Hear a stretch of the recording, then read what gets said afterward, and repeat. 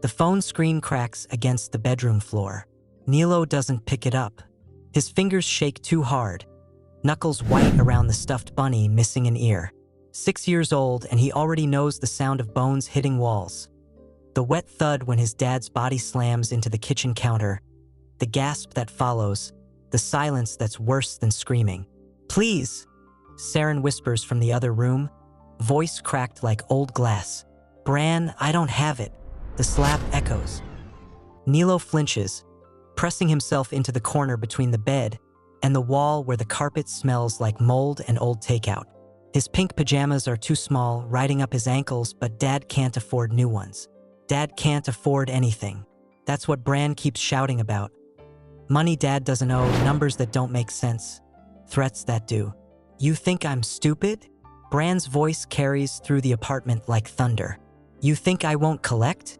Another crash, glass shattering. Saren crying out. Nilo scrambles for the phone, screen blurry through tears. His small fingers swipe, missing twice before the contacts list opens. Mom's number sits at the top. The number that never answers, hasn't answered in 3 years. Not since she left them in this rotting building on the east side of Ridgeport where even the streetlights flicker like they're scared. He calls anyway. Voicemail. "Mommy." He sobs into the phone, quiet as he can. "Mommy, he's hurting Daddy again. Please come home. Please." Bran roars something about broken ribs and final warnings. "Hi viewers, kindly tell us where you're watching from and what time it is." Nilo's chest goes tight. His lungs won't work right. Dad taught him what to do when he can't breathe: count to 5, hold, let it out. But the numbers tangle in his head because there's another sound now. Footsteps. Heavy boots coming toward the bedroom. "Where's the kid?" Bran snarls. "Don't!" Saren's voice breaks. "Don't touch him. Please, he's just a baby. Baby needs to learn what happens when Daddy doesn't pay up." The door rattles. Nilo's fingers fly across the phone screen. No plan, no thought, just panic. The Messages app opens. Recent texts, Dad's coworker, the corner store owner, a number Nilo doesn't recognize at the very top. He taps it, starts typing with trembling hands, misspelling half the words, autocorrect fixing the rest. "He's beating my dad. Please help." He said he'll break his ribs again. The bedroom door slams open. Bran fills the doorway. 6 feet of rage and stale beer, eyes bloodshot, jaw clenched so hard the veins bulge in his neck. He's not even that big, not like the alphas on TV with their suits and their cold eyes. But to Nilo he's a giant, a monster, the thing that lives in their building and takes and never stops taking. "Give me the phone, kid." Nilo hits send. The message goes through just as Bran lunges forward, hand outstretched. Nilo rolls under the bed, bunny clutched to his chest, phone screen lighting up his face in the dark. His heart slams against his ribs. 1, 2, 3, 4, 5, too fast, can't count, can't breathe. Bran's fingers scrape across the floor, inches from Nilo's ankle. "Get out here." In the kitchen, Saren makes a sound, something wounded and desperate. Furniture scrapes. A body hits the floor. Nilo types again, hands shaking so hard he can barely see the screen. "Please, mister. I texted Mom, but she didn't pick up. Please hurry.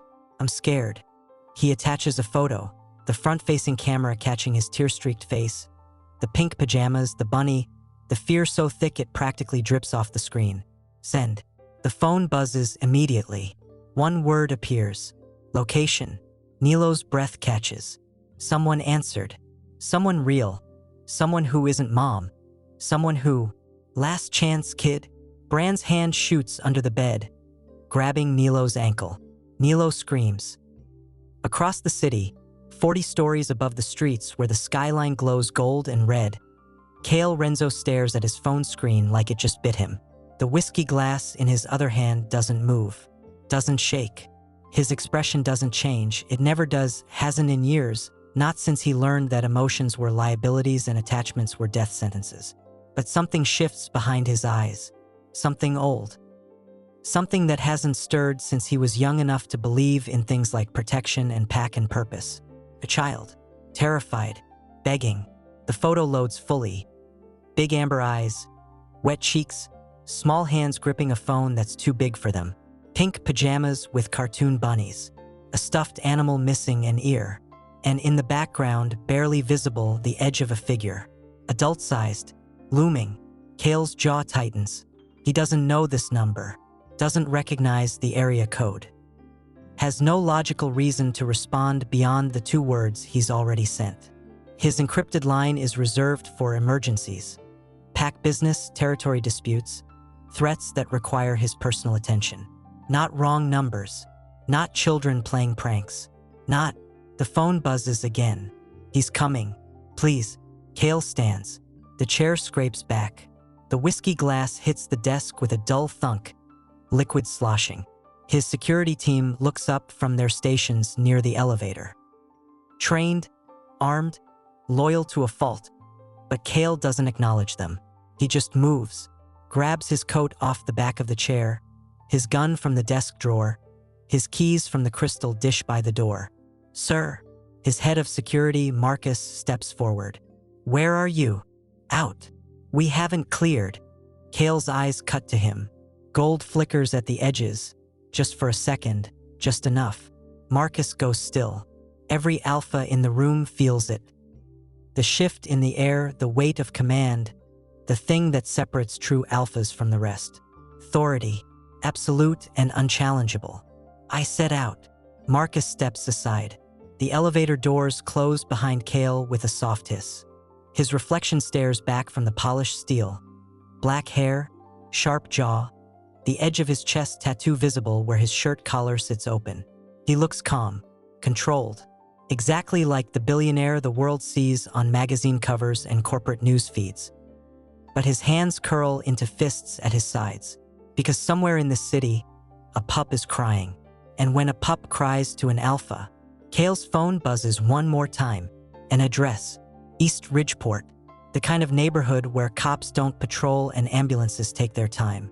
Where Omegas work themselves to death and betas with chips on their shoulders think violence makes them strong.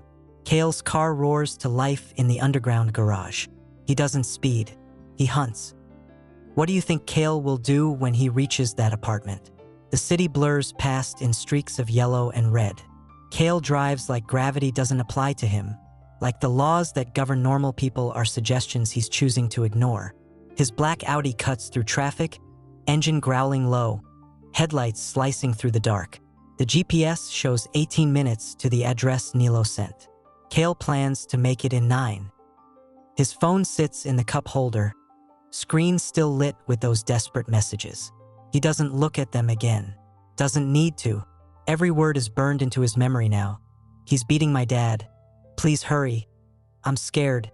3 sentences that crack something open in his chest he thought he'd welded shut years ago. Kael's knuckles go white on the steering wheel. He hasn't felt this in so long he almost doesn't recognize it. Not anger. Anger is easy, manageable, something he uses like a tool when negotiations fail. This is older, raw. The thing his wolf carries in its bones. The instinct every true alpha inherits whether they want it or not. Protective rage. A red light looms ahead. Kael doesn't slow. The Audi shoots through the intersection. Tires squealing. Horns blaring behind him. He doesn't care. Doesn't register the near miss with a delivery truck or the way pedestrians jump back from the crosswalk. All he sees is the route. Left on 7th, straight through the warehouse district, right onto the crumbling stretch of road where buildings lean like broken teeth. His phone buzzes. Marcus calling. Kael declines without looking. It buzzes again. A text this time. Sir, what's the situation? Do you need backup? Kael ignores it. He doesn't want backup. Doesn't want witnesses. Whatever he's about to walk into, whatever's happening in that apartment. It's between him and whoever thought putting hands on an Omega in front of a pup was acceptable. The GPS recalculates. 11 minutes. Not fast enough. Kael's memory flickers without permission. Images he keeps locked behind steel doors in his mind. Things he doesn't let himself think about because thinking leads to feeling and feeling leads to weakness. But they surface anyway. A smaller apartment than the one he's driving toward. Different city. Different time. the smell of fierce sweat and copper. A child's voice screaming for help that never came. His wolf snarls inside his chest. Not again. The buildings change as he crosses into East Ridgeport. Glass towers give way to concrete blocks. Clean sidewalks replaced by cracked pavement and chain-link fences.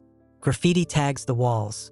Territory markers from beta gangs who think they run these streets because the alphas don't care enough to stop them. Kael knows 3 of those tags belong to syndicates under his thumb. They just don't know he's the one holding the leash. 7 minutes. His phone lights up again. This time it's not Marcus. It's a message from the same number, the child. He's yelling at Daddy really loud. Daddy's bleeding. Kael's foot slams the accelerator. The Audi's engine screams. 80 miles per hour on a residential street. 90. The world outside turning into a smear of color and sound. His wolf is clawing at his skin now, demanding shift, demanding speed, demanding blood. Kael keeps it leashed barely. He needs control right now. Precision.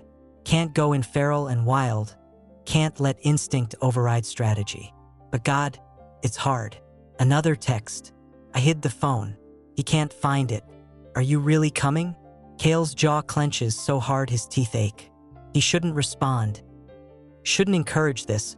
Shouldn't make promises to a child he's never met. Shouldn't let himself get pulled into something that reeks of complications and consequences. Logic says turn around. Logic says call the cops. Let the system handle it, go back to his tower and his whiskey and his life. His fingers move anyway. I'm 3 minutes away. Stay hidden. The response is immediate. Okay. Thank you, mister. Something cracks in Kael's chest. Hairline fracture in the armor he spent years building. He shoves the feeling down, focuses on the road, counts the blocks. The GPS shows the building now. A 4-story walk-up with brown brick and rusted fire escapes. The kind of place where rent is cheap and questions are cheaper. 2 minutes. He can see it now, just ahead on the left. Lights flicker in the windows, some yellow, some blue from TV screens. A group of teenagers clusters on the front steps, smoking, laughing. They don't look up when the Audi pulls to a sharp stop at the curb. Don't register the danger stepping out of the driver's seat. Kael doesn't lock the car. Won't need to be here that long. He moves toward the building with footsteps that don't make sound, decades of training, of learning how to walk like death itself. The teenagers finally notice when he's 5 feet away. Their laughter dies. Cigarettes freeze halfway to mouths. One of them, a beta with a tough guy sneer, opens his mouth like he's about to say something stupid. Kael's eyes flick to him. Gold bleeds through the gray. Just a flash. Just enough. The beta's mouth snaps shut. They all step aside. Some instinct older than thought telling them to move, to submit, to get out of the way of something bigger and meaner than them. Kael takes the stairs 3 at a time. 3rd floor. Apartment 3C according to the address. The hallway reeks of old cooking grease and mildew, wallpaper peeling in long strips like dead skin. Somewhere a baby cries. Somewhere else a couple argues in muffled shouts. Normal sounds. Everyday sounds. The kind of background noise that makes it easy to ignore when someone's getting hurt behind closed doors. Kael's hearing sharpens, wolf sense bleeding through human limits. He catches it halfway down the hall. Apartment 3C. A man's voice, rough and slurred. You think you can hide from me? Think you can. A thud. A gasp. A child's muffled sob. Kael stops in front of the door. He doesn't knock. Doesn't announce himself. Just stands there for 3 seconds, letting his wolf taste the air, fear scent, omega distress, pup terror, beta aggression all tangled together in a cocktail that makes his vision go red at the edges. Inside, the man yells again. Where's the damn phone? Furniture crashes. Kael's hand touches the door. The metal is cold under his palm. Cheap lock. Hollow core. Nothing that could stop him even if he wasn't vibrating with barely leashed violence. He could kick it in. Could shoulder through it like paper. Could. His phone buzzes one last time. He's gonna hurt Daddy bad. Please, please, please. Kael's fist hits the door. Not a knock. A demand. The impact echoes like thunder down the hallway. The arguing couple goes silent. The baby stops crying. Every soul on this floor feels it in their bones, the kind of sound that says something terrible has arrived. Inside apartment 3C, everything goes quiet. Then footsteps, heavy, unsteady. The door rattles as someone fumbles with the chain lock. It opens. A beta stands there. Mid-30s, grease-stained shirt, smell of cheap beer and cheaper cologne. His face is flushed, eyes bloodshot, knuckles scraped raw. He looks at Kael like he's an annoying neighbor about to complain about noise. "The hell do you want?" Kael doesn't answer. He just looks past the beta into the apartment. Registers the overturned chair, the broken lamp, the Omega crumpled against the kitchen counter with blood dripping from his split lip, the small pink pajama leg visible under the bed. The beta, Bran, must be Bran, follows his gaze and laughs. Actually laughs. "This ain't your business, buddy. Why don't you?" Kael's hand shoots out faster than Bran can process, grabs him by the throat, slams him backward into the wall so hard the drywall cracks. Bran's eyes go wide. His hands claw at Kael's wrist, useless, weak, nothing.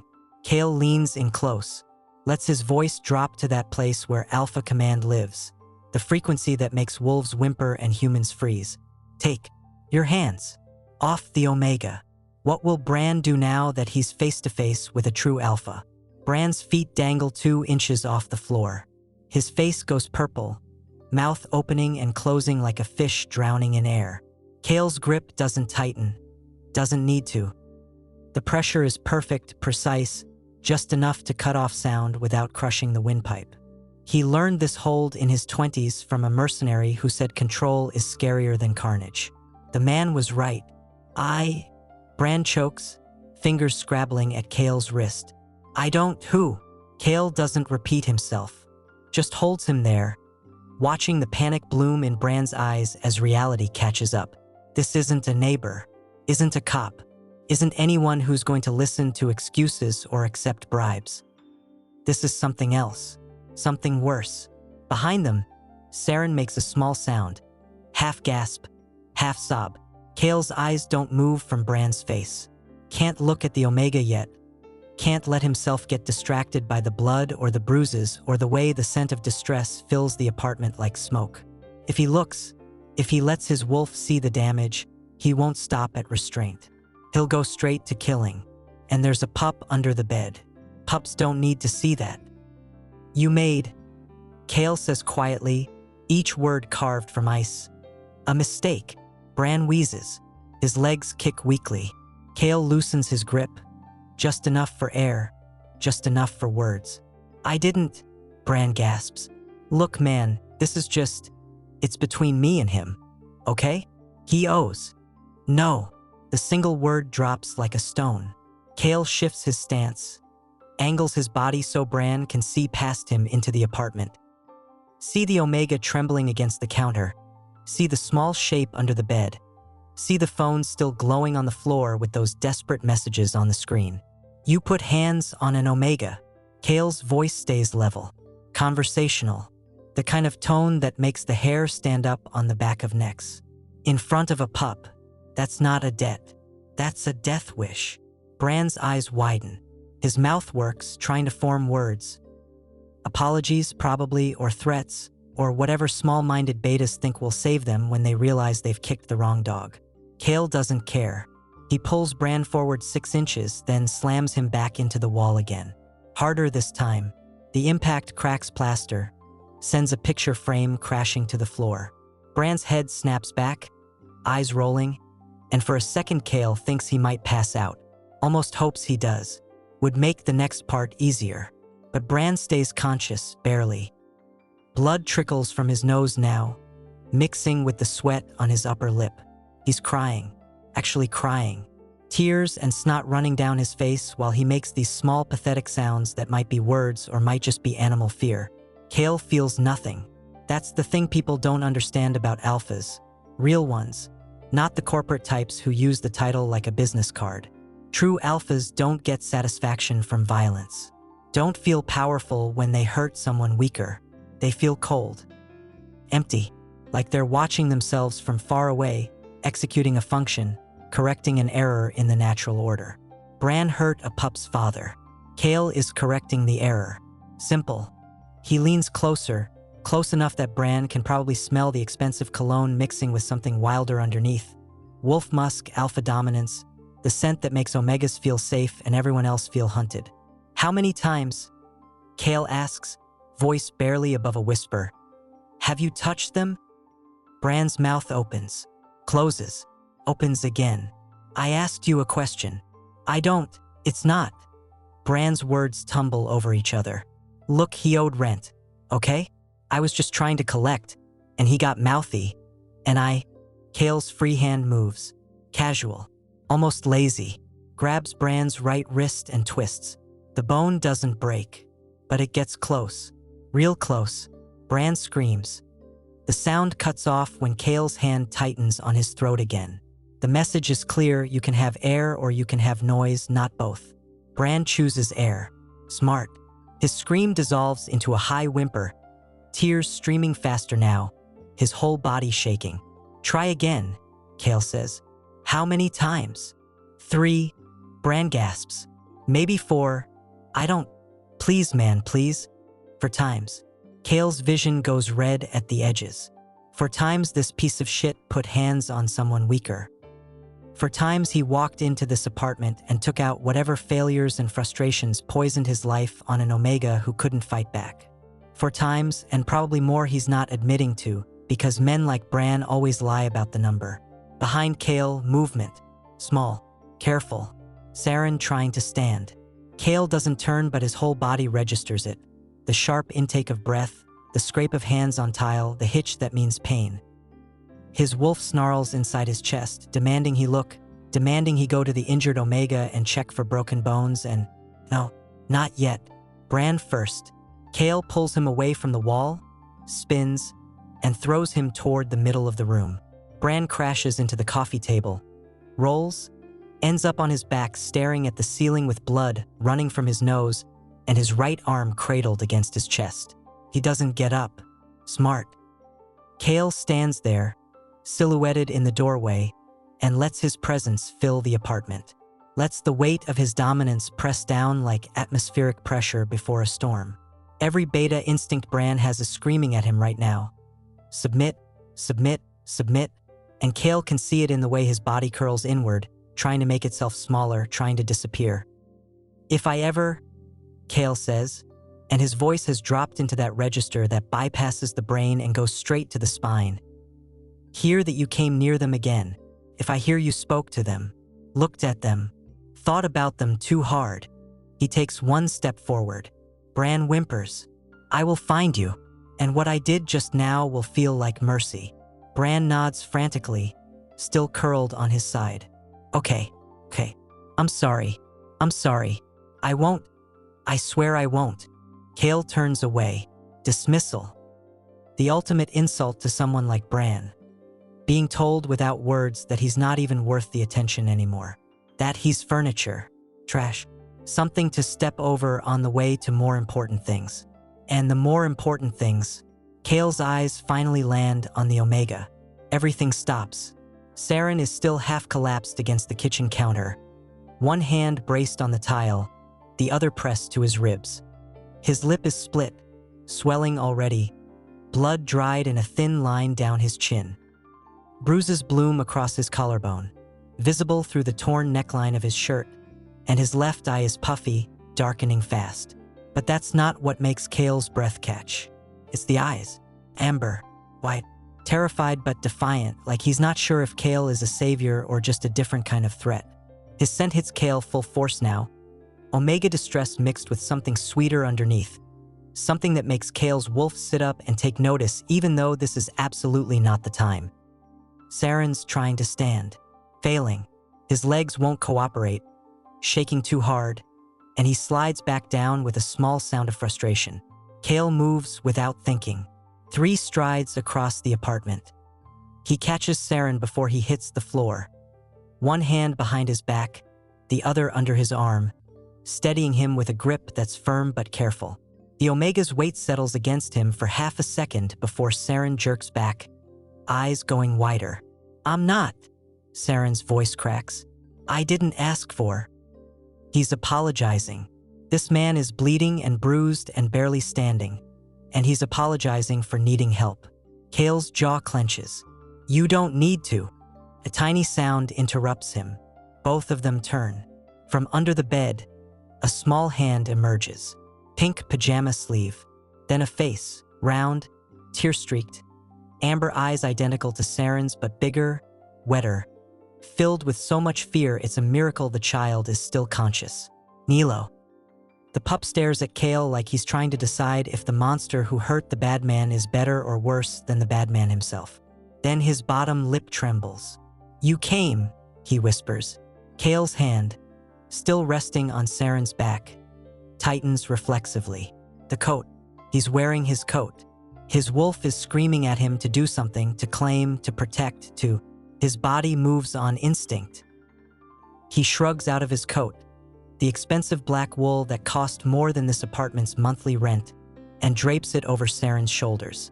Then, still crouched, he extends it further, big enough to cover both the Omega and the pup if Nilo comes closer. An invitation, promise, a claiming gesture he definitely didn't mean to make but can't take back now because Nilo is already scrambling out from under the bed, bunny clutched tight, and throwing himself into Saren's arms. The coat settles over both of them. Kael's wolf purrs. No, Kael thinks. No, but it's too late. His instincts have already decided. Mine. Will Kael be able to walk away now that his wolf has marked them as his? The coat is too big.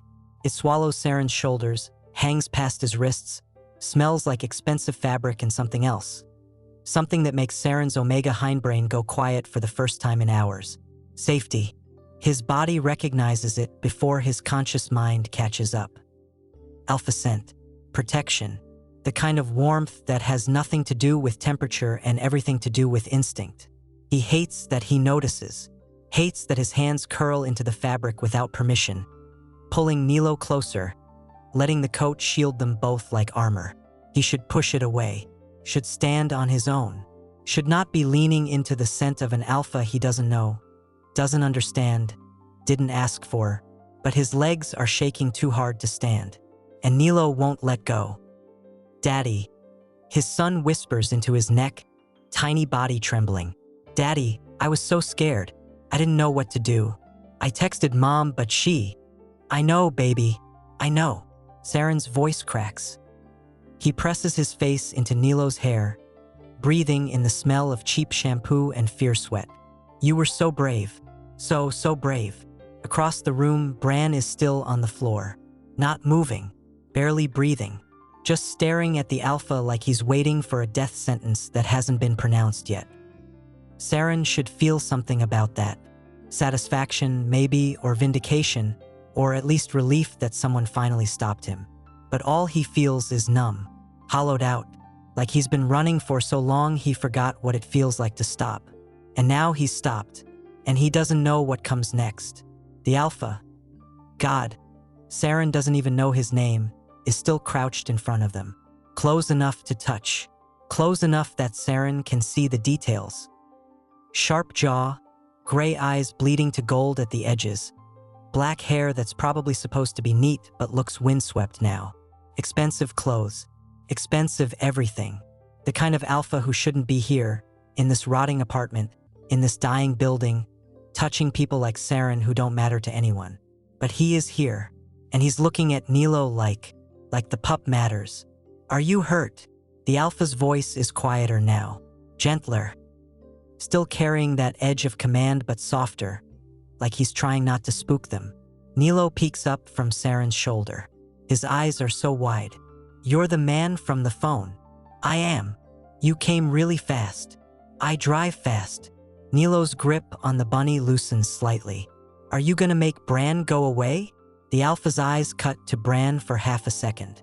Bran makes a small sound, something between a whimper and a plea. Yes, the alpha says. Just that. Simple. Final. Nilo hiccups, tears still streaming. Are you gonna hurt him more? Saren's heart stops. Nilo. No. The alpha interrupts. His gaze comes back to Nilo, steady and sure. Not where you can see. I promise. Saren should probably object to that.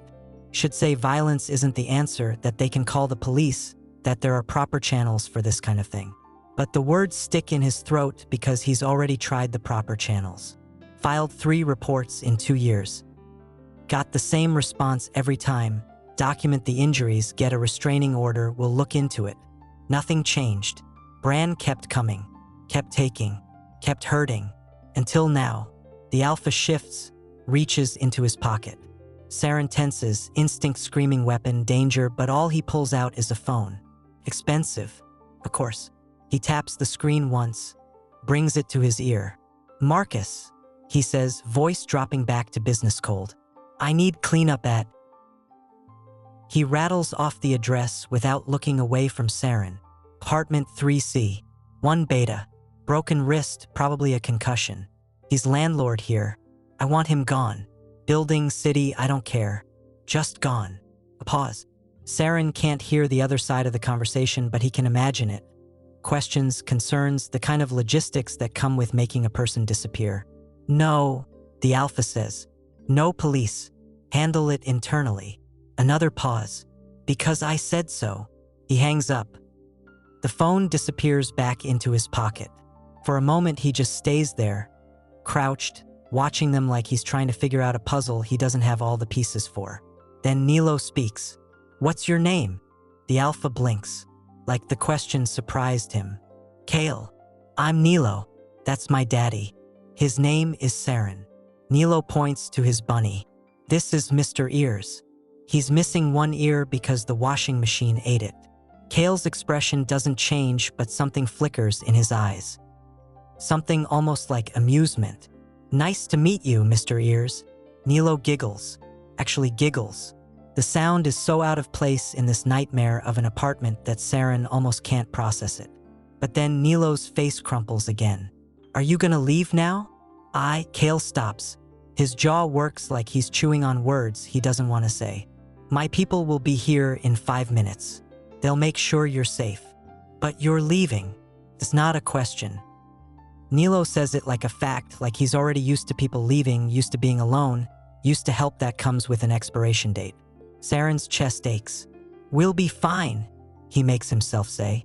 His voice sounds far away. You don't have to, we're not your responsibility. You already did more than. He can't finish the sentence. Doesn't know how to. What do you say to someone who just saved your life? Thank you feels inadequate. Sorry feels pathetic. Nothing feels right. Kael's eyes lock on his. For 3 seconds, neither of them moves. The air between them goes thick, charged with something Saren doesn't have a name for. His Omega instincts are awake now. Fully, completely screaming at him to pay attention to this alpha, to notice the way his scent wraps around them like a shield, to register the way his body angles protectively even though he's not touching them anymore. Then Kael looks down at Nilo, and his expression cracks. Just a hairline fracture. Just enough that Saren sees it. The war happening behind those cold gray eyes, instinct fighting logic, something pulling against something else. Nilo reaches out, small hand extending toward Kael, fingers trembling. Kael's hand moves to meet it. Their fingers don't quite touch. Kael stops himself an inch away, jaw clenched so hard the muscle jumps. But Nilo doesn't pull back, just leaves his hand there, waiting, hoping. Don't go, Nilo whispers. Saren's about to tell him not to ask, not to beg, not to expect things from alphas who have their own lives and their own problems. But before he can, Kael's phone buzzes. He pulls it out, checks the screen, and his whole body goes rigid. What? Saren hears himself ask. Kael's eyes snap to him. Something dangerous swims in them now. How much does Bran owe? What? The debt he says your family has. How much? Saren shakes his head. There is no debt. I pay rent on time. He made it up. Said I owed him for protection or some. He owes money. Kael cuts in. His voice has gone flat. Debt. To a syndicate. They're the ones who've been pressuring him. He was using you as collateral. The words don't make sense at first. Saren's brain is too scrambled, too exhausted. But then they click into place and his stomach drops. What does that mean? Kael stands. The movement is smooth, predatory. He looks at Bran, still crumpled on the floor, and Bran actually tries to crawl backward. It means, Kael says slowly, he sold the debt to them, told them he had an Omega and pup here worth collecting on. The room spins. They're coming, Kael continues. His hand goes to his waistband, where Saren now sees the grip of a gun tucked against his side. Soon, Saren can't breathe, can't think. Why would they? We're nobody. We don't have anything worth. Kael's eyes cut to him, and Saren understands. They're not coming for money. They're coming for him, for Nilo, for things that can be sold. His arms tighten around his son. No, we'll leave.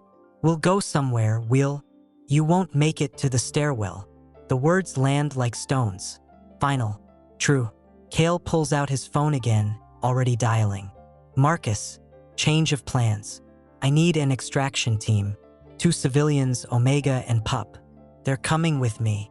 What has Saren's life just become? The coat is still around them. Saren can't make himself let go of it even though he knows he should. Knows it's not his, knows this alpha, Kael, is probably going to ask for it back any second. But Nilo is burrowed into the fabric like it's the only safe thing left in the world. And Saren can't take that away from him right now. Can't take away the one thing making his son's breathing slow down, making the trembling stop.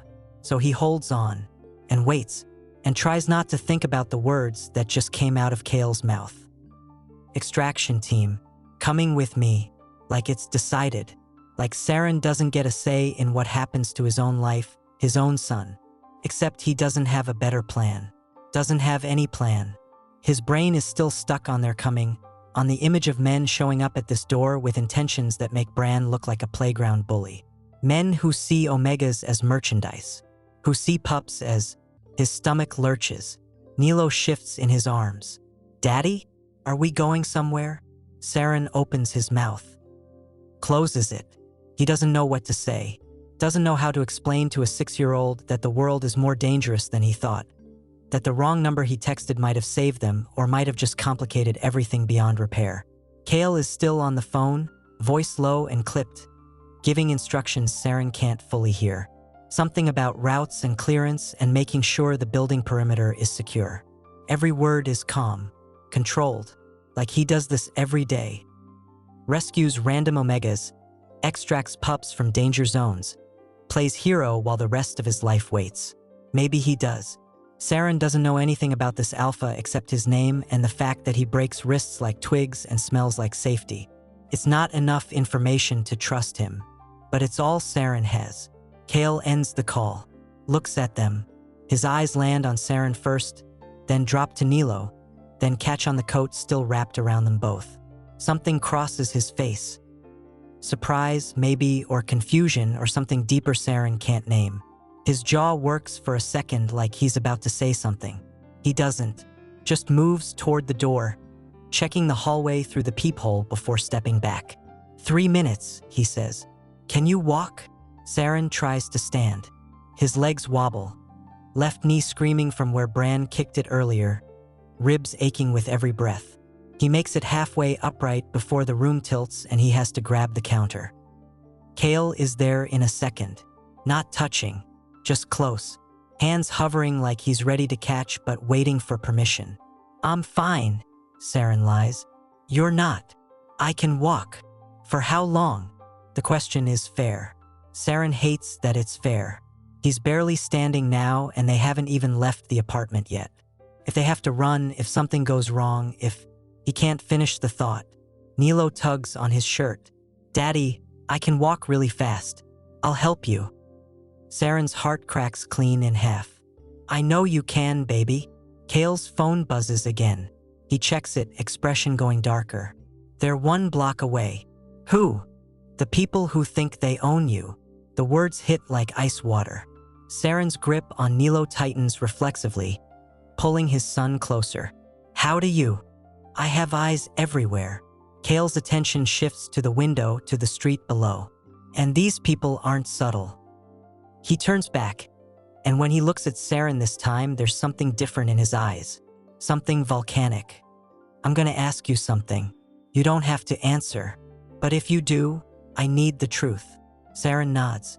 Do you have anywhere safe to go? Anyone who can protect you?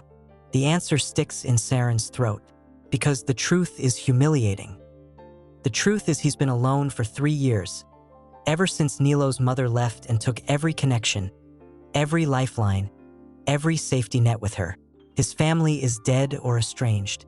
His friends are work acquaintances who don't ask questions because they don't want to know answers. He has no one. No, he finally whispers. Kael's expression doesn't change, but his scent shifts.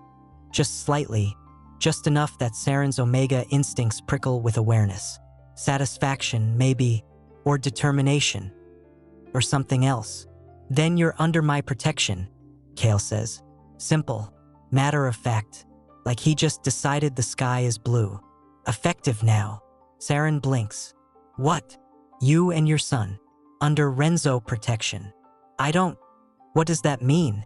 Kael steps closer, close enough now that Saren can see the flecks of gold in his gray eyes, the way his pupils are slightly dilated, the tension in his shoulders like he's holding himself back from something. It means no one touches you. No one threatens you. No one even looks at you wrong. His voice drops. It means you're mine to protect. The word mine lands different than it should. Sends a shiver down Saren's spine that has nothing to do with fear. I didn't ask for. Saren starts, but Kael cuts him off. You texted for help. I'm helping. This is more than help. This is... I don't even know what this is. Safety. Saren wants to argue. Wants to point out that safety from alphas always comes with strings, always has a price, always turns into something else when you're not looking. But before he can... Footsteps. In the hallway, multiple people, moving fast. Kael's whole body shifts. One hand goes to his gun, the other moves towards Saren and Nilo. Not grabbing, just positioning himself between them and the door. The footsteps stop outside. A knock. Sharp. Professional. Sir. A voice calls through the door. Extraction team. We're clear. Kael doesn't relax. Confirmation code. Delta 7 Victor. Only then does Kael move to the door. He opens it 6 inches, confirms whoever's on the other side, then steps back to let them in. 3 people enter. 2 men, 1 woman. All dressed in dark clothes, all carrying themselves like soldiers. They don't look at Bran, still cowering in the corner. Just scan the apartment with efficient precision before their attention lands on Saren and Nilo. The woman, late 30s, brown skin, expression carved from stone, nods to Kael. Transport's ready. 2 minutes to the vehicle, 10 to the safe house. Perimeter, secured for now, but there's movement 2 blocks north. 5 men, armed. Kael's jaw clenches. Then we go now. He turns to Saren, holds out his hand. Saren stares at it, at the scars on the knuckles, the steady fingers, the unspoken offer of help that feels like so much more than just help. Nilo whispers, Daddy, we have to go. Saren knows. He knows, but his hand won't move, because taking Kael's hand means accepting this, whatever this is, means trusting an alpha he doesn't know with his life, his son's life, their entire future. Means letting go of the last shred of control he has. Kael's voice softens. I know you don't know me.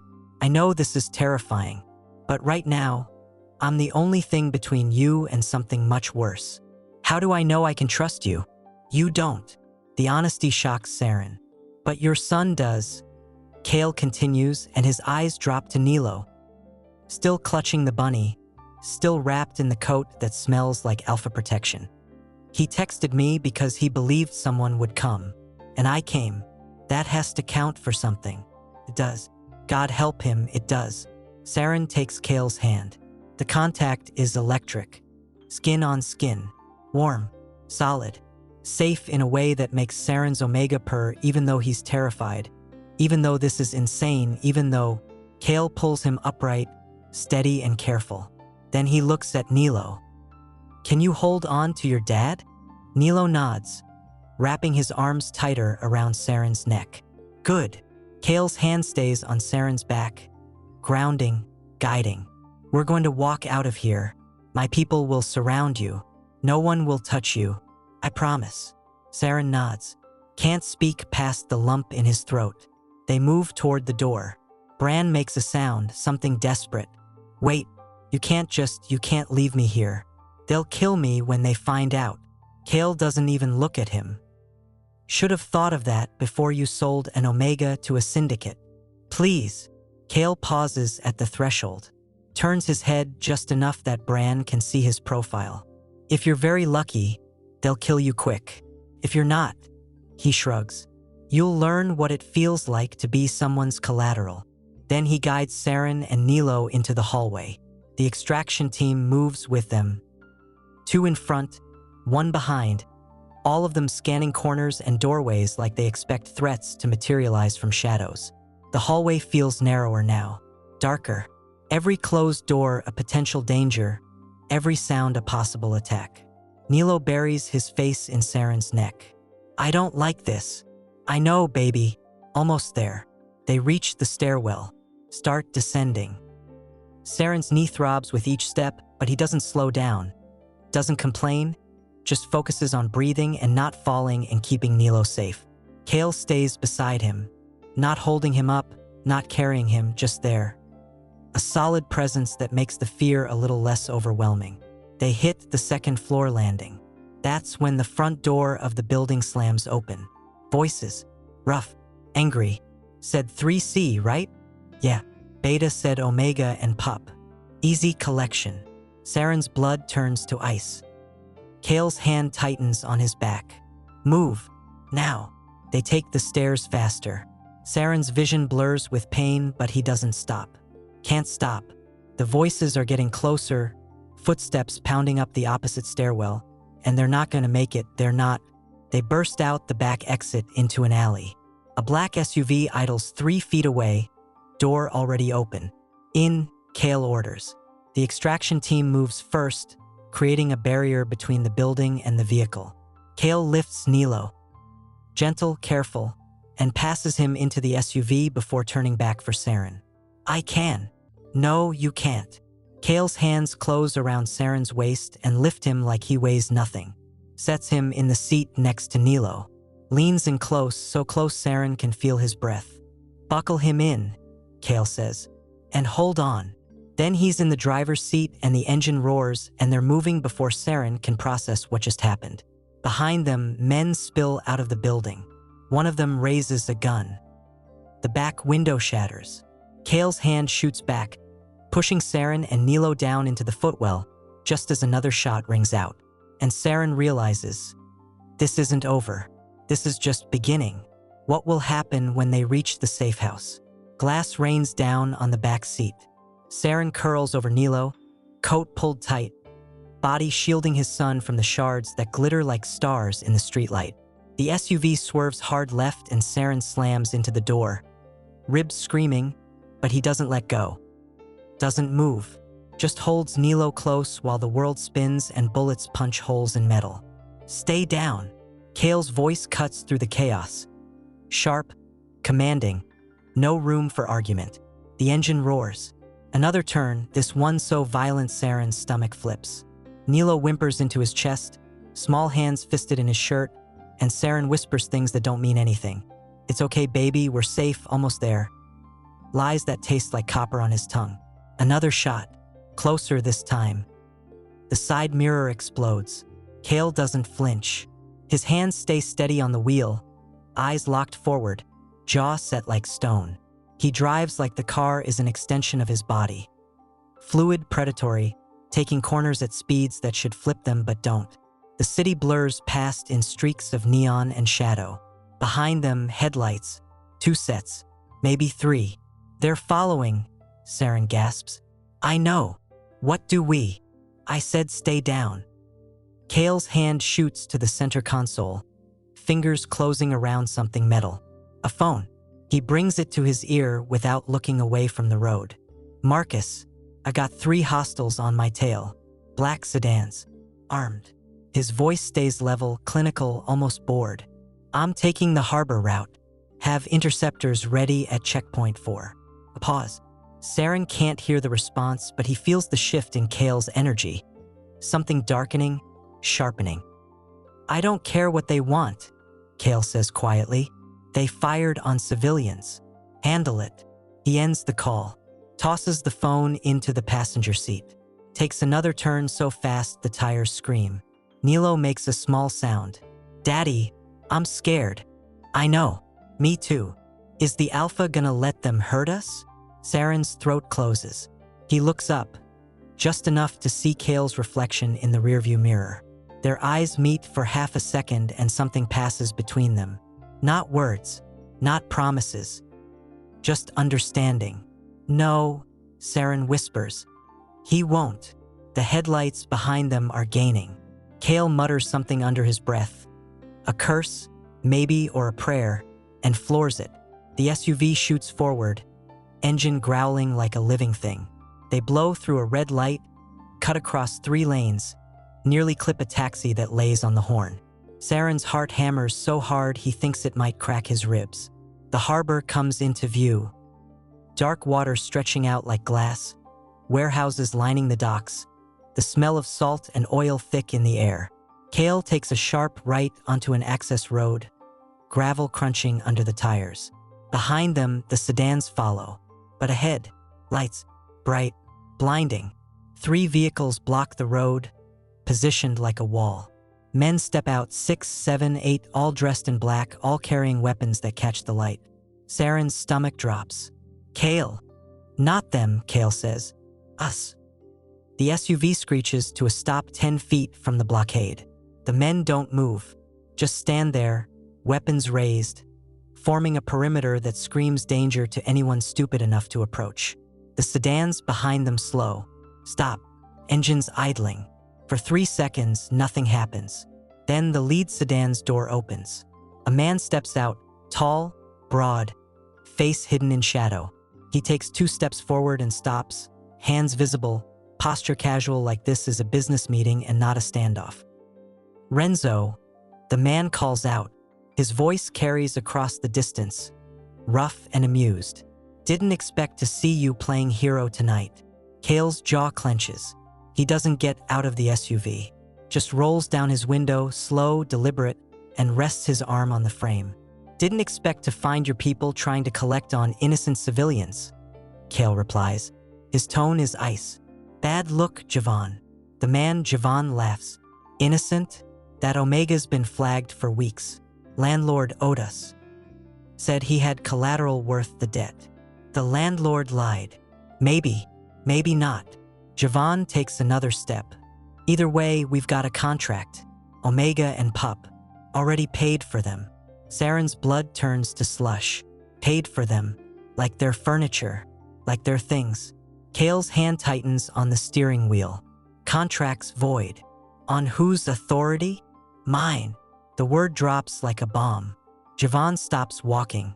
His posture shifts, shoulders pulling back, stance widening. Even from here, Saren can see the calculation happening behind his eyes. Weighing options, measuring risks. You claiming them? Javon asks slowly. Kael doesn't hesitate. Yes, that's interesting. Javon tilts his head. Because word on the street is you don't claim anyone. Don't bond.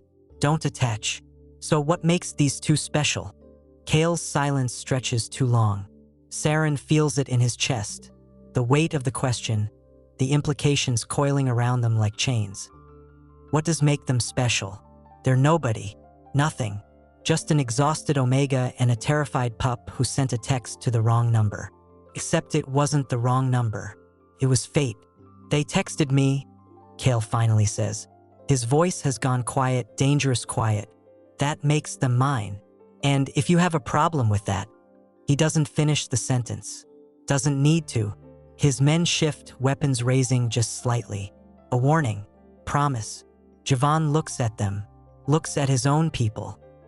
Does the math. This isn't over, Renzo. Yes, Kael says softly. It is. Javon's face hardens. For a second, Saren thinks he's going to push, going to call Kael's bluff, going to start something that ends in blood. But then Javon smiles. Cold. Sharp. We'll see. He turns. walks back to his sedan, gets in. All three vehicles reverse, tires crunching on gravel, headlights swinging away, and then they're gone, disappearing into the maze of warehouses like they were never there. Kael doesn't move, just sits there, hands still on the wheel, breathing carefully controlled. One of his men approaches the window. "Sir, you want us to follow?" "No." Kael's voice sounds far away. "Let them go. For now." The man nods and steps back. Kael shifts into drive. The SUV rolls forward. Slow now, no urgency. Like the last 10 minutes didn't happen. Like they weren't just seconds away from violence. Saren can't stop shaking. "Daddy," Nilo whispers. "Are the bad men gone?" "Yes, baby." "Are we safe now?" Saren opens his mouth, closes it, looks at the back of Kael's head, at the tension still visible in his shoulders, the way his hands grip the wheel like he's holding on to control by a thread. "I don't know," Saren admits, because the truth is, he has no idea what safe even means anymore. Kael pulls onto a main road. The harbor disappears behind them, replaced by quiet streets and darkened buildings. 10 minutes pass in silence, then 15. Nilo falls asleep against Saren's chest, exhaustion finally winning, small body going limp. Saren envies him.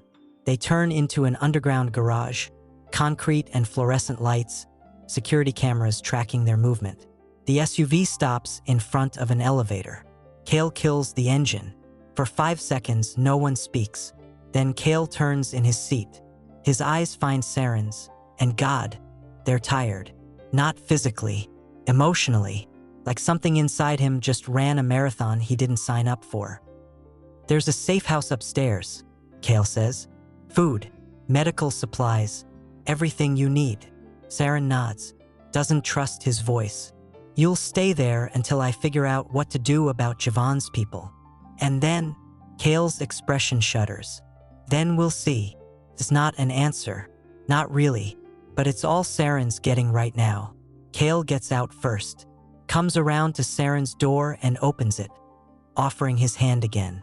Saren takes it, doesn't think about it, doesn't question it, just lets Kael pull him upright. His legs nearly buckle, but Kael's there, steadying him, one hand on his elbow. "I can carry him," Kael says quietly, nodding to Nilo. "I've got him." "Saren, I said I've got him." Kael's jaw works, but he doesn't argue, just steps back, giving space, and leads them to the elevator. The ride up is silent. The safe house is on the top floor, a penthouse because of course it is. Sleek furniture, floor-to-ceiling windows, the kind of luxury Saren has only seen in magazines. Feels wrong, like he's tracking dirt into a museum. Kael gestures to a hallway. Bedrooms are back there. Bathrooms stocked. Kitchen has food. Saren nods, still can't speak. Kael watches him for a long moment. Then softer, "You're safe here. I promise." "You keep saying that." "Because it's true. You don't even know us." "I know enough." Saren's chest tightens. "What do you want from us?" The question hangs in the air. Too big, too raw. Kael's expression flickers through a dozen emotions before landing on something that looks like pain. "Nothing," he finally says. "I don't want anything." "Liar," Saren's Omega whispers, but he doesn't say it out loud. Just turns and carries Nilo toward the bedrooms, Kael's coat still wrapped around them both, and tries not to think about the Alpha's eyes following him down the hall. Will Kael keep his promise? Or will this protection come with a price? The bedroom door clicks shut. Saren leans against it, knees finally giving out, sliding down until he's sitting on plush carpet that probably costs more than his monthly rent used to. Nilo is still asleep in his arms, somehow miraculously asleep, little chest rising and falling in the steady rhythm only children can manage after trauma. Saren wishes he could do the same. Just close his eyes and let go and trust that when he wakes up, the world will make sense again.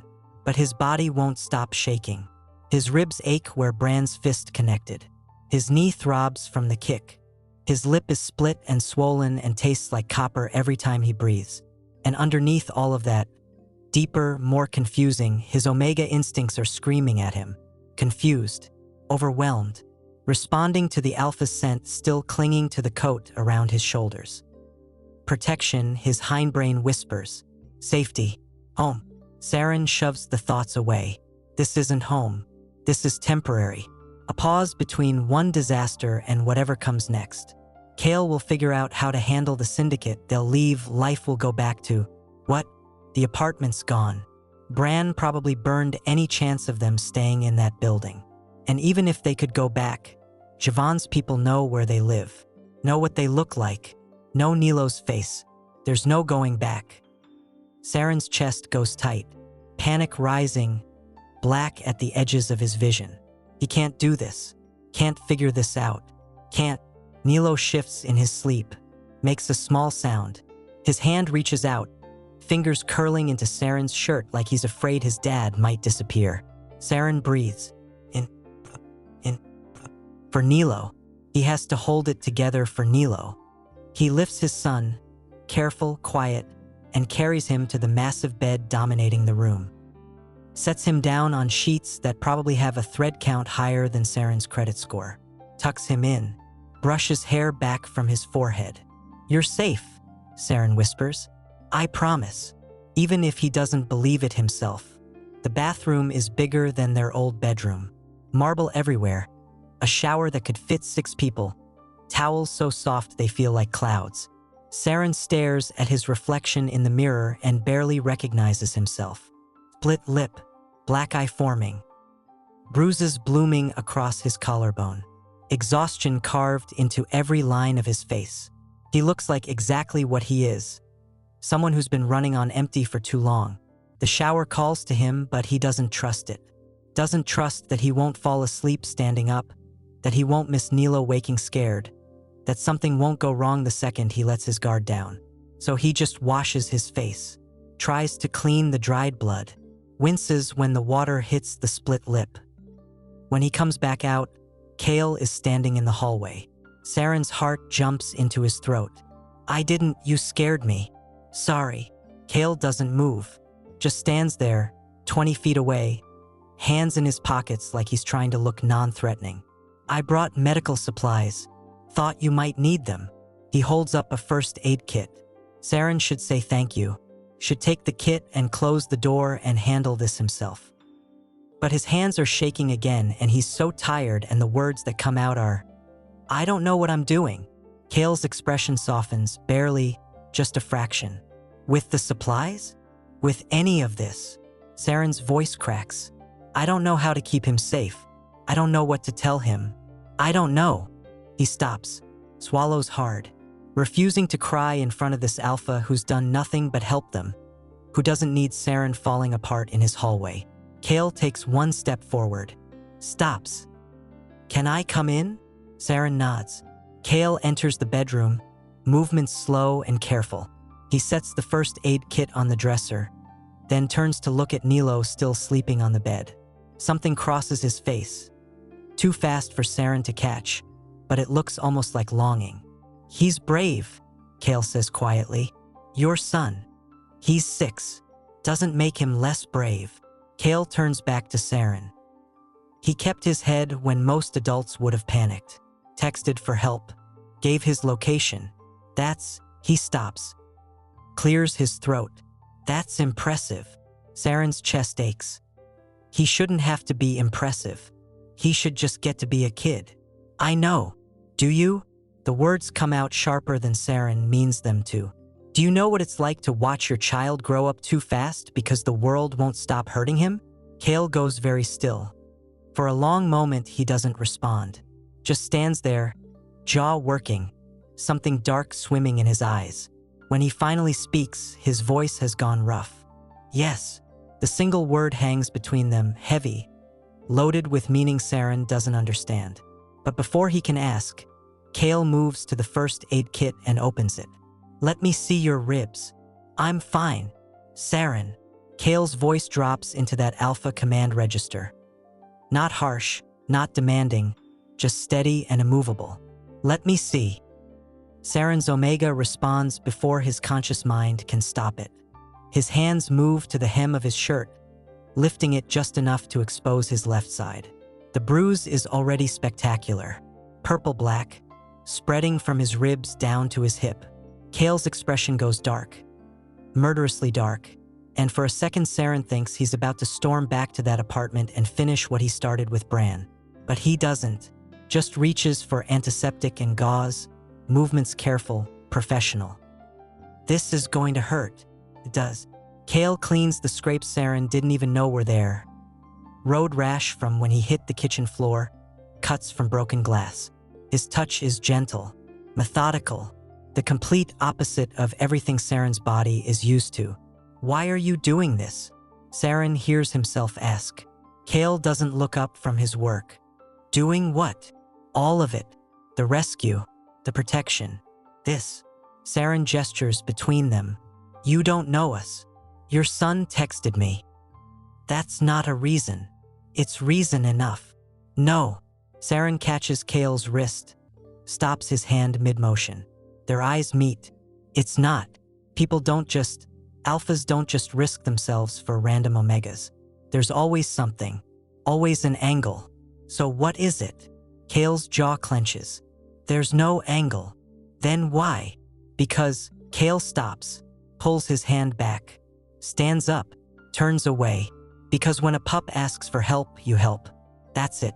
That's the reason. But Saren can hear the lie in his voice. Or not a lie exactly, just an incomplete truth. Something deeper, something Kael's not saying. What happened to you? Saren asks softly. Kael's shoulders tense. That's not. Something did. Something that makes you understand what Nilo's going through. What I'm going through. Silence. Then, so quiet Saren almost doesn't hear it. I had a sister. At past tense. Saren's stomach drops. Kael. She was 9. Kael still won't turn around.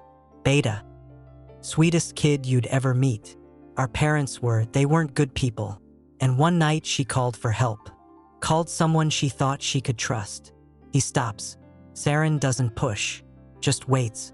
Giving space for whatever Kael needs to say or not say. No one came, Kael finishes. His voice has gone hollow. And by the time I found her, it was too late. Oh God. I'm sorry, Saren whispers. Don't be. It was a long time ago. That doesn't make it hurt less. Kael finally turns. His eyes are dry but haunted, carrying ghosts Saren can almost see. No, it doesn't. But it makes me very, very good at making sure it doesn't happen to anyone else. Understanding crashes over Saren like a wave. This isn't charity. This isn't pity. This is atonement. Kael trying to save strangers because he couldn't save the one person who mattered most. You can't save everyone, Saren says gently. I can try. At what cost? The question makes Kael flinch, just barely, just enough. He opens his mouth like he's going to answer, then closes it, shakes his head. Get some rest, he says instead. I'll be in the next room if you need anything. He moves toward the door. Kael. Saren's voice stops him at the threshold. Thank you for coming. For.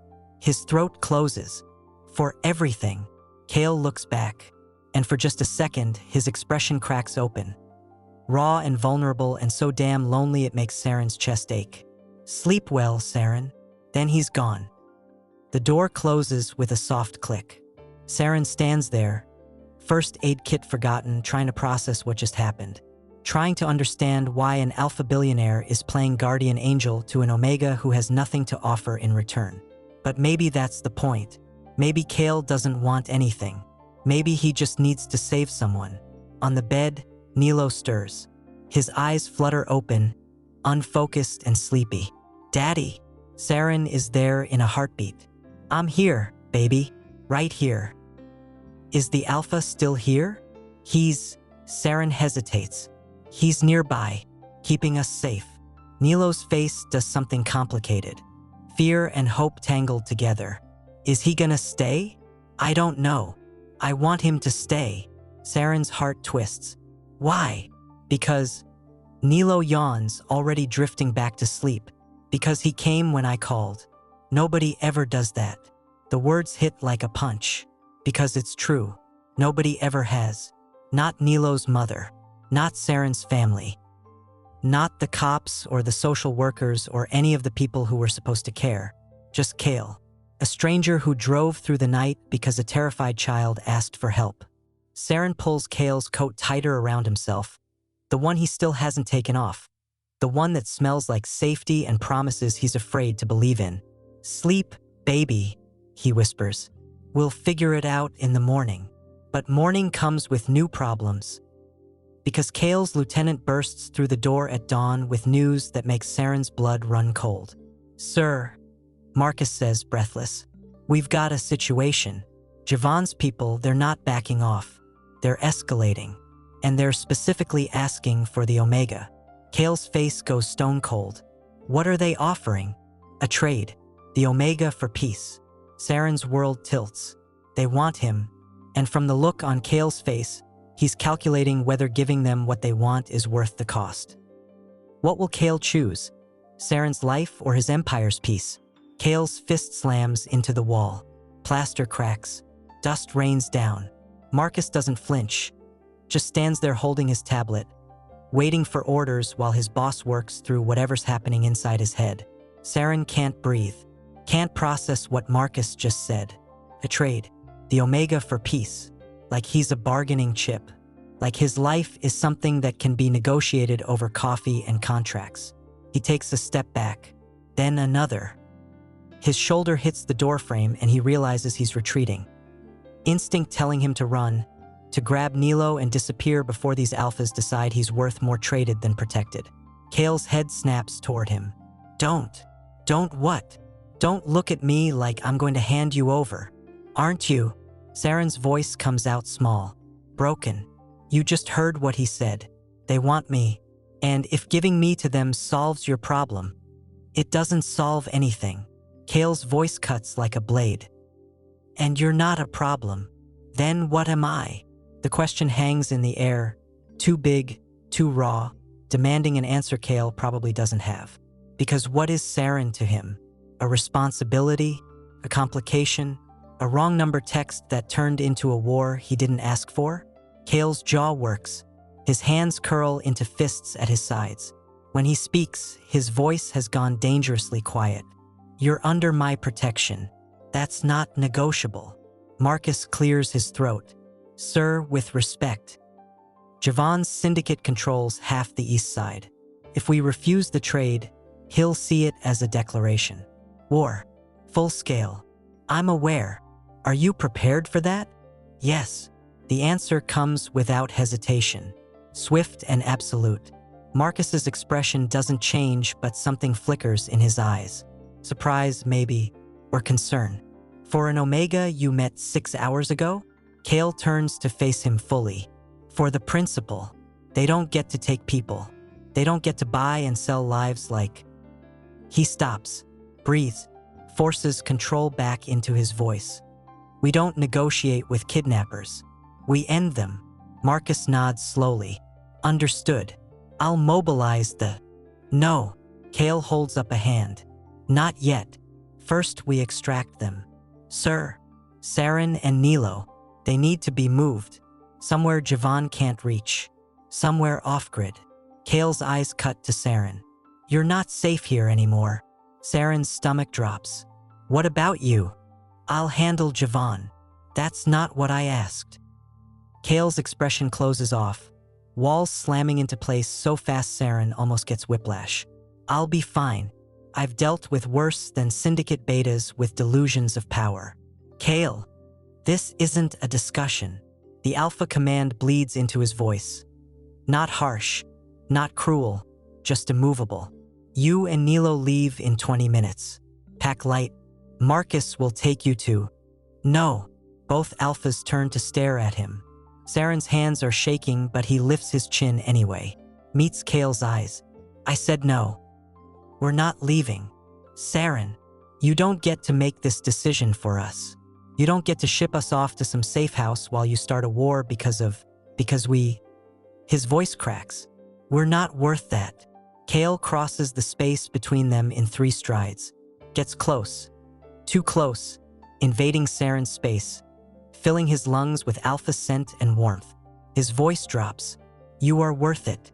Your son is worth it. And I will burn down every syndicate in this city before I let them touch either of you. Saren's breath catches. Why?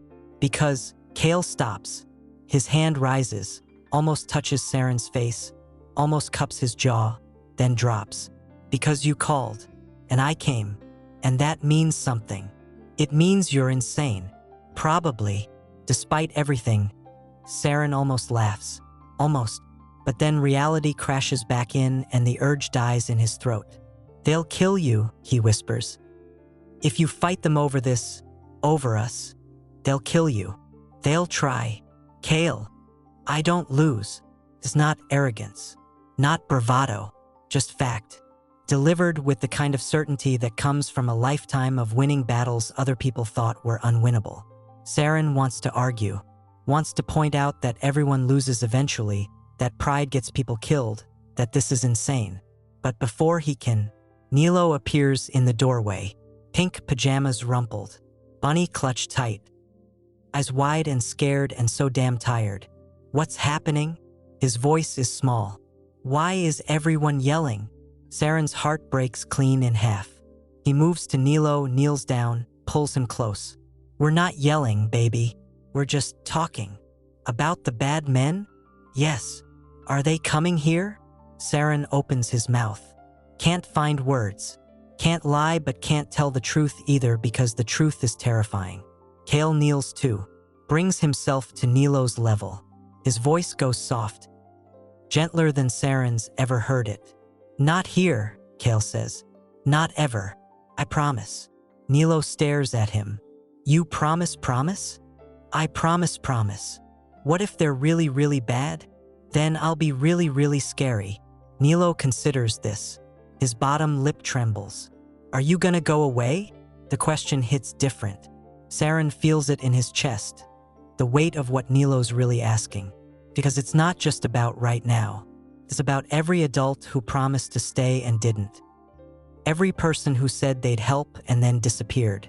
Kael's jaw clenches. Please don't go away. Nilo's voice breaks. Please. I'll be really good. I won't ask for anything. I'll be so quiet you won't even know I'm here. Just please don't. Nilo. Kael's hands close around the child's shoulders. Careful, grounding. Listen to me. You don't have to be quiet. You don't have to be good. You don't have to earn people staying. You understand. Nilo shakes his head. Tears streaming now. People who love you really love you. They don't leave because you're too loud or too much or too anything. They leave because they're broken. Not you. Them. But everyone leaves. I know. Kael's voice goes rough. I know they do. And I can't promise I'll be perfect. But I can promise I'm not leaving today. Or tomorrow. Or anytime soon. You promise. I promise. Nilo throws his arms around Kael's neck. The alpha freezes. His whole body going rigid like he doesn't know what to do with the small human suddenly clinging to him. Then slowly, so slowly, his arms come up, wrap around Nilo, hold him like he's something precious. Saren's vision blurs. Because he sees it now. The thing Kael's been hiding behind all that cold control. Loneliness. Bone deep and ancient. The kind that comes from pushing people away for so long you forget what closeness feels like. But he remembers now. Nilo pulls back, wiping his eyes. Are you really gonna fight the bad men? Yes. Will you win? Yes. How do you know? Kael's mouth twitches, almost a smile. Because I have something they don't. What? A reason. He looks at Saren when he says it. And the weight in his eyes makes Saren's breath catch. Because it's not just about justice anymore. Not just about atonement for a sister he couldn't save. It's about them. Somehow, impossibly, in less than 12 hours, it's about them. Marcus clears his throat. Sir. We need to move. Now. Kael nods. Stands. Offers his hand to Nilo. The child takes it without hesitation. Where are we going? Saren asks. Underground safe house. 3 hours outside the city. Fully stocked. Protected by people I trust with my life. And you. I'll join you when this is done. Kael. Saren. He turns. and his expression has gone soft again, vulnerable in a way that makes Saren's chest ache. I need you to trust me, just for a little while. Can you do that? Saren wants to say no, wants to demand they stay together, that they figure this out as a unit, that Kael stops trying to be the hero and just be human for 5 seconds. But Nilo is looking up at Kael like he hung the moon, and Saren's Omega instincts are screaming that this alpha is safe, is good, is worth trusting. Okay, Saren whispers, but you come back. You hear me? You don't get to save us and then die being noble. Kael's smile is small, sad. I'll come back. Promise. Promise. Marcus leads them toward the elevator. Kael follows, hand on Nilo's shoulder, presence steady and sure. They descend in silence, tension thick enough to choke on. The garage is waiting. A different SUV this time, armored, tinted windows, engine already running. Marcus opens the door. In. Now. Saren climbs in first, then helps Nilo. Kael lingers at the door, hand on the frame, looking like he wants to say something but can't find the words. Kael, Saren starts. Be careful. Always am. I'm serious. So am I. Nilo leans forward. You're coming back, right? Right? Promise, promise? Kael crouches down one more time, reaches out and ruffles Nilo's hair. The gesture so natural it looks like he's been doing it for years. Promise, promise, Kael says softly. Then he steps back. The door closes. The SUV rolls forward. Saren watches through the back window as Kael gets smaller. Smaller. Until he's just a silhouette in the garage, hands in his pockets, shoulders squared like he's preparing for battle. Daddy, Nilo whispers. He's gonna be okay, right? Saren doesn't answer. Can't answer, because he doesn't know. And 3 hours later, when they reach the safe house and Marcus's phone rings with news that makes his face go white, Saren realizes his worst fear just came true. What happened to Kael? The safe house smells like pine and old leather. Saren doesn't notice. Can't notice. Can't focus on anything except Marcus's face. The way all color drained from it when he answered the phone. The way his jaw clenched. The way his eyes cut to Saren for half a second before looking away. Bad news. That's what that look means. What happened? Saren's voice comes out steady. Surprising. Like his body knows it needs to hold together even though his insides are shredding. Marcus. What happened? Marcus ends the call. Pockets his phone. His throat works. There was a confrontation. Javon's people ambushed Kael on his way to the negotiations. He stops. Starts again. He's alive. The relief lasts half a second. But he's hurt. Bad. They got him to a medical facility, but Marcus's hands curl into fists. It's not good. The room tilts. Saren grabs the back of a chair to stay upright.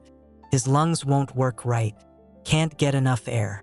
Can't process what Marcus just said because Kael was supposed to be careful. Was supposed to come back. Promised. Promise. How bad? The words scrape out of Saren's throat like broken glass. Gunshot. Left shoulder. Possible internal bleeding. They're working on him now, but Marcus's voice cracks. Just barely. Just enough. It's touch and go. No. Kael can't die. Not like this. Not because he chose to protect an Omega and pup he barely knew. Not because Saren's existence dragged him into a war he didn't need to fight. This is Saren's fault. All of it. If he just stayed quiet, just endured Bran, Nilo's hand slips into his. Daddy? Where's the alpha? Saren looks down. His son's face is so small, so scared, already bracing for the worst because that's what life taught him. People leave, people get hurt, people break their promises. Saren's voice fails. He's at a doctor. He got a little hurt, but is he gonna die? The question punches the air from Saren's lungs. No, he forces out. No, baby. But he can't finish because he doesn't know. Can't make promises he can't keep. Can't lie to his son about something this big. Marcus kneels down. Hey, kiddo. Your alpha is really tough. Tougher than anyone I've ever met. He's fought through worse than this. Really? Really? And you know what? I bet he's fighting extra hard right now because he made you a promise. Nilo's bottom lip trembles. Promise, promise. Yeah, promise, promise. Tears spill down Nilo's cheeks. He turns and buries his face in Saren's stomach, small body shaking with sobs. Saren holds him, automatic, instinctive, while his own chest caves in. Kael is dying, and there's nothing Saren can do about it. I need to see him, Saren hears himself say. Marcus stands. That's not. I need to see him. Saren, the facility is 3 hours away. By the time we get there, then we leave now. Marcus's expression shifts, softens. He'd want you safe. That's why he sent you here. I don't care what he wants. Saren's voice breaks. He's dying because of me. Because he... The words stick in his throat. Please, I need to see him. I need him to know. What? What does Saren need Kael to know? That he's grateful? That he's sorry? That in less than a day the stranger became something Saren can't name but can't let go of? That his Omega is screaming for an alpha it barely knows? Marcus studies him for a long moment, then sighs. 10 minutes. Pack what you need. We leave in 10. The drive is silent. Nilo falls asleep against Saren's side, exhausted from crying. Saren doesn't sleep, just stares out the window at the dark highway, watching trees blur past, counting the minutes. 3 hours feels like 3 years. The medical facility is tucked into the mountains, private, off-grid, the kind of place that doesn't ask questions and doesn't keep records. Marcus leads them through security, down hallways that smell like antiseptic and fear. They stop outside a door. Through the small window, Saren can see him. Kael, unconscious, pale, machines beeping around him, tubes and wires connecting him to things Saren doesn't understand. A bandage wraps his shoulder, white gauze already stained red. He looks small. That's what breaks Saren. This alpha who seemed invincible 12 hours ago, who broke down doors and stopped bullets and promised to keep them safe, looks small and fragile and human. Can I? Saren's voice cracks. Can I go in? The doctor, a woman in her 50s with kind eyes, nods. 5 minutes. He's stable but sedated. He won't know you're here. Saren doesn't care. He enters the room alone. Nilo stayed with Marcus, too scared to see Kael like this. Saren wishes he could do the same. Wishes he could close his eyes and pretend this isn't happening. But he needs to see, needs to know. He approaches the bed slowly, each step feeling like he's walking through concrete. Kael's face is turned slightly toward the door, jaw still set even in unconsciousness, dark hair falling across his forehead. Saren's hand reaches out, hesitates, then settles gently on Kael's uninjured arm.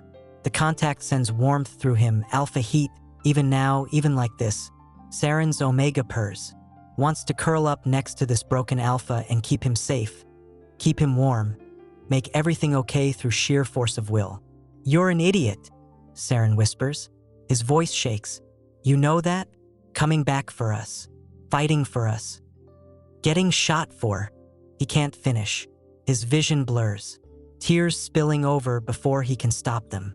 You promised, Saren chokes out. You promised you'd come back. And you can't, you don't get to break that promise. You don't get to make Nilo believe in people again, and then his throat closes. Kael's heart monitor beeps. Steady, regular, alive, for now. Please, Saren whispers to the machines, to the universe, to whatever's listening. Please don't take him. Not him. Not after. The door opens. Marcus steps in. Saren, we need to. Kael's hand twitches. Both of them freeze. Saren looks down. Kael's fingers are moving. Just barely, just enough. Curling slightly like they're reaching for something. Kael? Saren's voice comes out broken. Can you hear me? Nothing. Then, so quiet Saren almost misses it. Kael's lips move. One word. Safe. Saren's heart stops. He's asking if they're safe. Even unconscious. Even dying. The first thing he thinks about is, yes, Saren gasps. leans closer. Yes, we're safe. We're here. Both of us. Because of you. Kael's hand moves again. This time it finds Saren's. Holds on. The grip is weak. Barely there. But it's there. And Saren feels it in his chest. The snap of something clicking into place. Not a bond. Not yet. But the beginning of one. The potential. The pull every Omega knows when they meet an alpha their soul recognizes. Oh God. Don't leave, Saren whispers. He doesn't care that Marcus is watching. Doesn't care that this is insane. Please don't leave. Nilo needs you. I need. He stops. Can't say it out loud. Can't admit that in less than 24 hours, this alpha became something he can't survive losing. Kael's eyes flutter. Don't open. Not fully. But enough that Saren sees the gold bleeding through the gray. Not leaving, Kael rasps. Then his eyes close again. The heart monitor stays steady. The doctor rushes in, checking vitals, adjusting machines. Marcus pulls Saren back gently. He's stable, the doctor says after a minute. Vitals are improving. I think. She looks at Saren, expression shifting to something like wonder. I think he's fighting. Will he make it? If he keeps fighting like this? Yes. The relief nearly takes Saren to his knees. Marcus catches him. Come on. You need rest too. I'm not leaving. Saren. I said I'm not leaving. Saren's voice hardens. Not until he wakes up. Not until I know he's... Okay. Marcus holds up his hands. Okay, there's a chair. I'll bring Nilo in. But you need to eat something. Sleep. You can't. I'm not leaving, Saren repeats. Marcus sighs but doesn't argue. 3 hours later, Nilo is curled up in the chair next to Saren. Both of them wrapped in Kael's coat that Marcus retrieved from the penthouse. The scent is fading, but it's still there. Still enough to make Saren's Omega settle, to make Nilo's breathing even out. And when Kael's eyes finally open, really open, fully conscious, the first thing he sees is them. Saren asleep in the chair, Nilo tucked against him, both of them wearing his coat like armor. His family. The thought slams into Kael with the force of a freight train. Mine. And for the first time in 15 years, Kael doesn't fight it. Will Kael finally accept what his heart already knows? Kael's shoulder burns. Not the worst pain he's experienced. Not even close, but sharp enough to remind him he's alive. That he survived. That whatever happened in that ambush didn't finish him. He blinks, vision clearing slowly. Fluorescent lights. White ceiling. The sterile smell of medical facilities. His left arm is immobilized, shoulder wrapped tight, for dripping something into his veins that makes his thoughts swim. But through the haze, he sees them. Saren and Nilo, curled together in a chair that's too small for two people. Nilo's head rests on Saren's chest, small hand fisted in his father's shirt. Saren's arm wraps around his son, protective even in sleep, like his body won't stop guarding even when his conscious mind checks out. And they're wearing his coat, both of them, the black wool draped over them like a blanket, like a shield, like a claim Kael didn't mean to make but can't take back now. His wolf purrs. Mine, it whispers. Ours. Pack. Kael closes his eyes, tries to push the thoughts away, tries to remind himself this was temporary. A rescue, a good deed, nothing more. They'll leave when it's safe. He'll set them up somewhere secure, somewhere Javon's people can't reach, and they'll disappear into normal life. The thought makes his chest ache. You're awake. Kael's eyes snap open. Saren is watching him. Must have woken while Kael was spiraling. His amber eyes are rimmed with red. From crying or lack of sleep, probably both. His hair is a mess. His lip is still swollen from Bran's fist. He's the most beautiful thing Kael's ever seen. Hey, Kael rasps. His throat feels like sandpaper. Hey yourself. Saren shifts carefully, trying not to wake Nilo. How do you feel? Like I got shot. That's because you did. Saren's voice cracks. You idiot. You complete and total idiot. I've been called worse.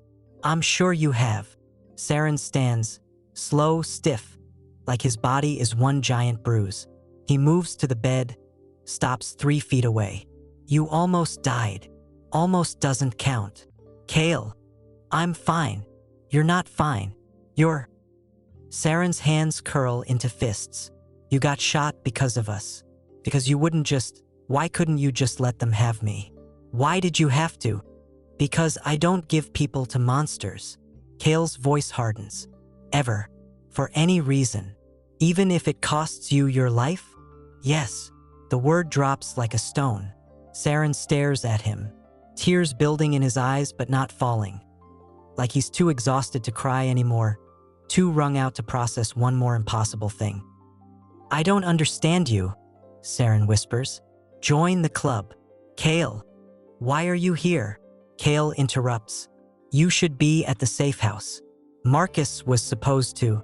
I needed to see you. Why? Saren's throat works. Because you were dying. Because I couldn't. He stops. Swallows. Because Nilo needed to know you were okay. And you? The question hangs between them. Heavy, loaded, demanding honesty neither of them is ready for. I needed to know too, Saren finally admits. Kael's chest tightens. Saren, don't. Saren holds up a hand. Don't tell me this doesn't mean anything. Don't tell me you were just doing your duty or following instinct or whatever excuse you've been feeding yourself. I wasn't. You held my hand when you were unconscious. Saren's voice breaks. You asked if we were safe before you even opened your eyes. So don't stand there, lie there, and tell me this is nothing. Kael can't argue with that. Doesn't want to. What do you want me to say? He asks quietly. The truth. The truth is complicated. Try me. Kael looks at him, really looks, at the exhaustion carved into his face. The bruises he's still wearing from Bran's fists. The way he's standing like he's ready to fight even though he can barely stay upright. The truth is Kael hasn't wanted anything in 15 years. Hasn't let himself want. Hasn't allowed desire or attachment or any of the things that make people weak, make them vulnerable, make them lose. But he wants this, wants them, wants to wake up every morning knowing Nilo is safe, knowing Saren is cared for, knowing he gets to be the one they rely on. Terrifies him. The truth is, Kael starts slowly. I don't do this. Don't get involved. Don't bond. Don't. He gestures vaguely. I learned a long time ago that caring about people gets them killed. That the safest thing I can do is stay alone. But, Saren prompts, but your son texted me. Kael's voice goes rough. And I couldn't ignore it. Couldn't walk away. And every logical part of my brain is screaming that I should cut you loose now, before this gets complicated. Before what? Before I ruin you. The words land like a confession. Saren stares at him. You think you'll ruin us? I think I ruin everyone I care about. That's not. My sister died because I wasn't fast enough. My parents died because I was too arrogant. Every person I've ever... Kael stops. Breathes. I don't get happy endings. I get blood and loss and guilt. And you... His eyes cut to Nilo still sleeping. You deserve better than that. Saren is quiet for a long moment. Then he moves, crosses the remaining distance, sits on the edge of Kael's bed, careful not to jostle his injured shoulder. His hand reaches out, settles on Kael's chest, right over his heart. You want to know what I think? Saren asks softly. Kael nods, can't speak past the lump in his throat. I think you're terrified of being happy. I think you've convinced yourself you don't deserve it. And I think you're using your past as an excuse to push away anyone who might prove you wrong. Kael flinches. Saren. But here's the thing. Saren's hand presses firmer. You came anyway, even though you were scared. Even though every instinct told you to stay away. You came, and you saved us, and you almost died for us. So you can tell yourself whatever story you want about not deserving happy endings. His voice cracks. But my son believes in you. And he stops, swallows. I'm starting to believe in you too. Kael's defenses crumble, just shatter. 15 years of walls turning to dust because an exhausted Omega with bruises and hope in his eyes looked at him and said, I believe in you. I don't know how to do this, Kael admits. Don't know how to be whatever you need me to be. I don't need you to be anything except honest, except present, except… Saren's smile is small, sad, except willing to try. I can try. That's all I'm asking. What if I fail? Then we'll figure it out. Together. The word together hits different. Makes Kael's wolf settle. Makes something in his chest unlock. A door he didn't know was closed, swinging open to let light in. Okay, Kael whispers. Okay, okay. He reaches up with his good hand, cups Saren's jaw, thumb brushing over the bruise on his cheekbone. We try. Together. Saren's eyes close. He leans into the touch, just slightly, just enough, and Kael feels it. The bond pull. Stronger now. Insistent. Not fully formed. Not yet, but inevitable. Daddy. Both of them turn. Nilo is awake, rubbing his eyes with one hand, clutching his bunny with the other.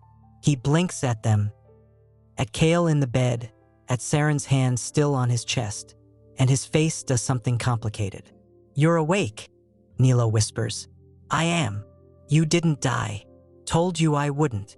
Nilo scrambles off the chair, runs to the bed, stops just before touching, like he's afraid Kael might break. Can I?